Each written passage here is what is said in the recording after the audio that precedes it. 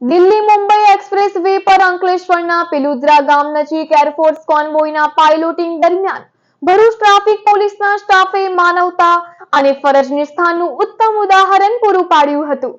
Bharuch traffic પોલીસના head constable Rajeshbhai તથા driver ASI Kanubhai air force કોન્વોયના પાયલોટિંગની ફરજ પર હતા.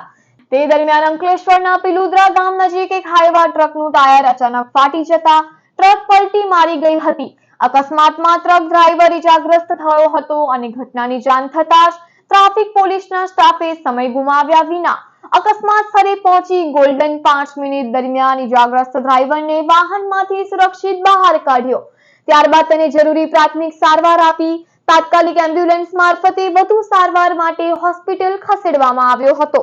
ટ્રાફિક પોલીસની સમય સૂચક કામગીરી અને માનવતાભર્યા અભિગમને કારણે ઇજાગ્રસ્તને ઝડપથી સારવાર મળી શકી હતી. હેડ કોન્સ્ટેબલ રાજેશભાઈ તથા ડ્રાઈવર એએસઆઈ કનુભાઈની આ કામગીરીએ પોલીસ પ્રજાનો મિત્ર છે તે સૂત્રને ફરી એકવાર સાર્થક કર્યું છે.